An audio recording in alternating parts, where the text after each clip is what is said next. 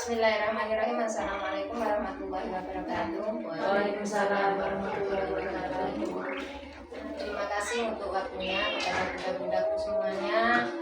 Alhamdulillahirrahmanirrahim, kita hari ini bisa melakukan pertemuan dalam merefleksi program pengembangan kompetensi guru. Semoga kedepannya dapat memperbaiki kualitas pembelajarannya. Untuk mempersingkat waktu, di sini bisa dimulai dari kelompok B, bagaimana dalam meningkatkan upaya kompetensi guru untuk meningkatkan Anda dalam melaksanakan pembelajaran sehari-hari. Apakah ada kesulitan, apakah ada hambatannya? Jika memang iya, coba untuk didiskusikan bersama supaya kita dapat mencari jalan keluar atau bagaimana kita mengatasinya ke depan supaya pembelajaran Anda dapat berjalan dengan baik. Mungkin bisa dimulai dari Bu Ami, silakan. Kalau untuk saya meningkatkan kualitas pembelajaran, menurut saya pribadi sendiri, untuk menggunakan itu sudah saya lakukan. Semua kegiatan pembelajaran itu tercapai dengan baik dan maksimal.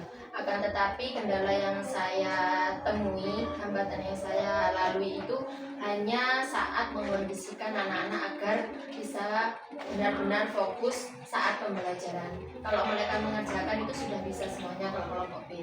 Cuman kendalanya hanya di situ saja.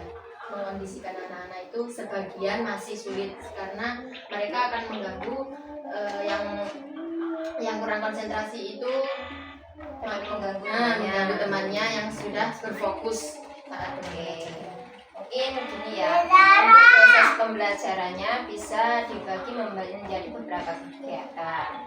Itu bisa diareakan, mungkin anak-anak bisa satu kegiatan di berapa orang, berapa anak. Kegiatan kedua berapa anak, kegiatan tiga berapa anak. Jadi kan karakteristik anak itu memang tidak sama. Jadi kita memang harus mengetahui, memahami karakteristik anak supaya dapat meningkatkan kualitas pembelajaran. Sedangkan konsentrasi untuk usia anak TK itu terbatas. Itu saja. Mungkin ada tambahan dari bunda-bunda bagaimana supaya Bu Ami nanti ke depannya bisa memperbaiki, karena karakteristik anak itu memang tidak sama, berbeda-beda. Jadi Bu Ami harus mencari metode atau strategi bagaimana minatnya anak terhadap pembelajaran itu. Ada anak yang suka berhitung, ada anak yang malas mewarnai, ada anak yang suka membaca, menulis. Itu kan memang karakteristiknya nggak sama. Jadi mungkin Bu Ami bisa lebih mencari strategi yang tepat ya. Strateginya yang tepat, metodenya yang tepat. Jangan memakai ceramah, kita kan sekarang sudah memakai kurikulum merdeka. Jadi banyak strategi dan banyak metode yang dapat digunakan supaya pembelajarannya dapat berjalan dengan baik. Itu ya Bu. Mungkin ada tambahan dari bunda-bunda gimana? Kita sharing saja supaya nanti kedepannya pembelajarannya bisa lebih baik lagi. Untuk Bu Tati gimana di kelasnya? Kendalanya sama. Itu anak-anak yang satu itu padahal sudah konsentrasi, terus yang satunya belum nggak konsentrasi, mainan, terus jadinya itu mengganggu yang konsentrasi itu. Padahal anak itu sudah, jadi kendala saya ya di situ itu sama dengan Bu Ani. Oke, materinya bisa dikembangkan lagi. Materinya kadang anak bisa suka untuk bermain menyelesaikan masalah proyek, bisa. Anak yang aktif-aktif itu bisa dikatakan anak yang lebih aktif ya. Itu bisa pembelajarannya itu bisa kayak berbasis masalah, bisa menyelesaikan suatu proyek tertentu. Seperti contoh kecil merangkai apa, menyusun apa, itu kan bisa. Nanti kan dia sibuk dengan pekerjaannya itu. Jadi untuk yang anak lainnya bisa dengan bidangnya sendiri. Jadi untuk lebih ke metodenya saja mungkin lebih dikembangkan. Untuk Bu Yanti gimana? Kalau di kelas saya kan masih kelas A ya Bu ya. Jadi masih masa fondasi itu. Untuk anak-anak itu saya masih bingung untuk diri saya sendiri, maksudnya masih belum bisa menggunakan bahasa yang tepat untuk anak yang baru masuk sekolah itu, biar paham itu pakai kata-kata yang bagaimana seperti itu. Soalnya kalau sebelumnya kan kan saya di kelas di kelas A2. Iya. Jadi untuk menggunakan bahasa yang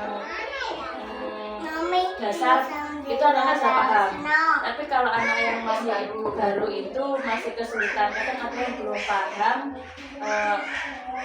materi yang saya sampaikan itu penyampaiannya. Iya, kalau saya masih bingung untuk menggunakan bahasa kepada anak-anak.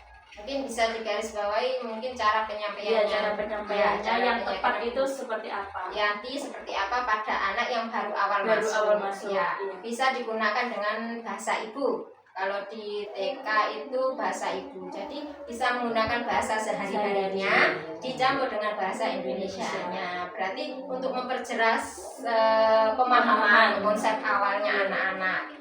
Kadang kan di sehari-hari di rumah pakai bahasa Jawa, di sekolah pakai bahasa Indonesia, jadi harus dicampur dengan dua bahasa tersebut.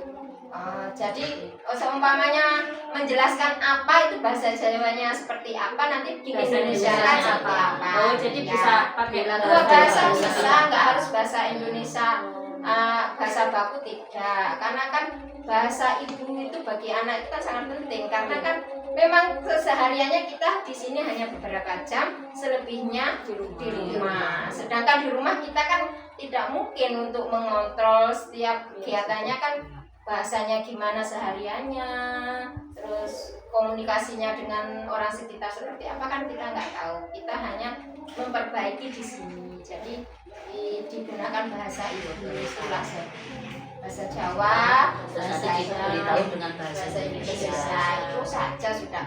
Dan untuk semuanya, kalau untuk anak-anak itu kalau diperintah, umpamanya diberitahu ibaratnya itu anak-anak itu harus dipegang ya.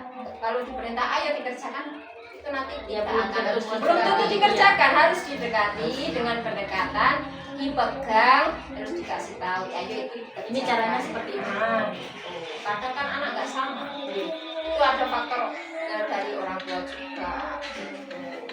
Dan semoga untuk kedepannya kita lebih baik lagi, lebih bisa menjalankan tugas dan kewajiban kita sebagai guru, mengembangkan semuanya dengan lebih baik. Dan terima kasih untuk kerjasamanya. Semoga selalu diberi kelancaran, kesehatan, dan